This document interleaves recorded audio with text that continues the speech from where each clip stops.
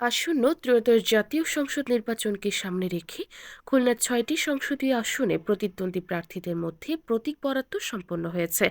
এর মধ্য দিয়ে দক্ষিণ পশ্চিমাঞ্চলের গুরুত্বপূর্ণ এই জেলায় আনুষ্ঠানিকভাবে শুরু হলো নির্বাচনী লড়াই। খুলনার ৬টি আসনে এবার মোট ৩৮ জন প্রার্থী নিজ নিজ প্রতীক নিয়ে নামছেন ভোটের মাঠে।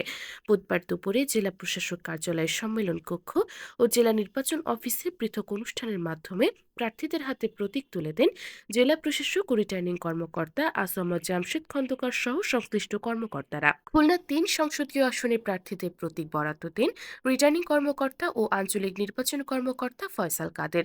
প্রতীক বরাদ্দের মধ্য দিয়ে ৬টি আসনে স্পষ্ট হয়ে উঠেছে নির্বাচনী উত্তাপ।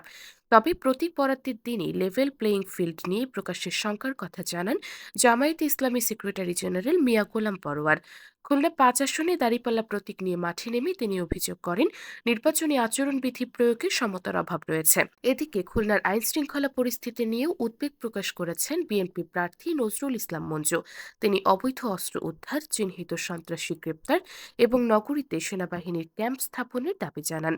অভিযোগের বিষয়ে জেলা প্রশাসক ও রিটার্নিং কর্মকর্তা আসামত জামশেদ খন্দকার জানান, বিস্তীর্ণ এলাকা ও বহু প্রার্থী মনিটর করা চ্যালেঞ্জিং হলেও প্রশাসন নিরপেক্ষভাবেই দায়িত্ব পালন করছে। প্রতীক বরাদ্দের পর থেকেই প্রতিটি নির্বাচনী এলাকায় সৃষ্টি হয়েছে উৎসবমুখর পরিবেশ। পোস্টার, ব্যানার আর গণসংযোগের প্রস্তুতিতে ব্যস্ত হয়ে পড়েছেন প্রার্থীদের সমর্থকরা। আগামীকাল সকাল থেকে শুরু হচ্ছে আনুষ্ঠানিক প্রচারণা। খুলনা ৬টি সংসদীয় আসনের এই নির্বাচন শুধু প্রতীক আর প্রার্থীর হিসাব নয়, বরং এটি পরিণত হয়েছে নির্বাচনী পরিবেশ, নিরাপত্তা এবং সমান সুযোগ নিশ্চিত করার এক বড় পরীক্ষায়। ভোটের দিন পরিবেশ কতটা শান্তিপূর্ণ থাকে, প্রশাসন কতটা নিরপেক্ষ থাকে, সেই দিকেই এখন তাকিয়ে পুরো খুলনা।